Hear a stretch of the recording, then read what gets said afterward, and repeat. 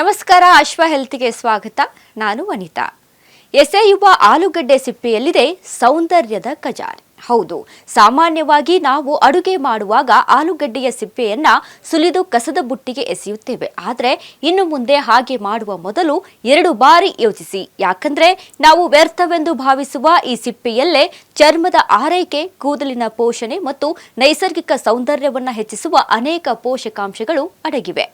ಆಲೂಗೆಡ್ಡೆ ಸಿಪ್ಪೆಯಲ್ಲಿ vitamin C, potassium, ಕಬ್ಬಿಣ ಸತು, ನಿಯಾಸಿನ್ ಹಾಗೂ ನೈಸರ್ಗಿಕ ಉತ್ಕರ್ಷಣ ನಿರೋಧಕಗಳು ಸಮೃದ್ಧವಾಗಿವೆ. ಇವು ಚರ್ಮದ ಕಾಂತಿಯನ್ನ ಹೆಚ್ಚಿಸುವುದರ ಜೊತೆಗೆ ಕಪ್ಪು ಕಲೆಗಳನ್ನು ಕಡಿಮೆ ಮಾಡಲು ಸಹಕಾರಿಯಾಗುತ್ತವೆ.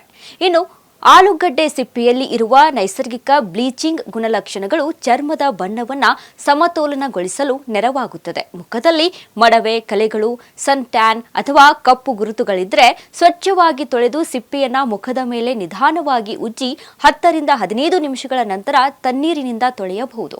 ವಾರದಲ್ಲಿ 1 ಅಥವಾ 2 ಬಾರಿ ಈ ತರಹ ಮಾಡಿದರೆ ಚರ್ಮಕ್ಕೆ ನೈಸರ್ಗಿಕ ಹೊಳಪು ದೊರೆಯಬಹುದು.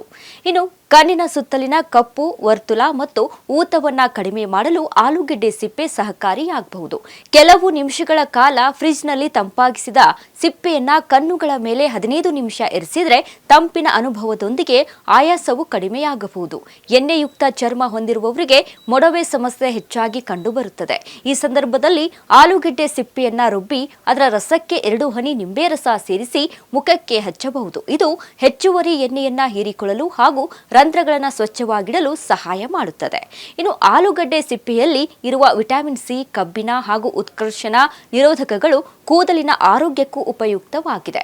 ಇನ್ನು ಬಳಸುವ ವಿಧಾನ: 2 ಕಪ್ ನೀರಿಗೆ 1 ಕಪ್ ಆಲೂಗಡ್ಡೆ ಸಿಪ್ಪೆ ಸೇರಿಸಿ 10 ರಿಂದ 15 ನಿಮಿಷ ಕುದಿಸಿ. ನೀರು ಅರ್ಧದಷ್ಟು ಉಳಿದಾಗ ಸೋಸಿ ತಣ್ಣಗಾಗಲು ಬಿಡಿ. ಶಾಂಪೂ ಮಾಡಿದ ನಂತರ ಈ ನೀರನ್ನ ಕೂದಲು ಮತ್ತು ಕೂದಲಿನ ಬೇರುಗಳಿಗೆ ಹಚ್ಚಿ. ಇದನ್ನ ನಿಯಮಿತವಾಗಿ ಬಳಸುವುದರಿಂದ ಕೂದಲಿನ ಹೊಳಪು ಹೆಚ್ಚುವುದರ ಜೊತೆಗೆ ಬಿಳಿ ಕೂದಲು ಕ್ರಮೇಣ ಗಾಢ ಬಣ್ಣ ಪಡೆಯಲು ಸಹಾಯವಾಗಬಹುದು.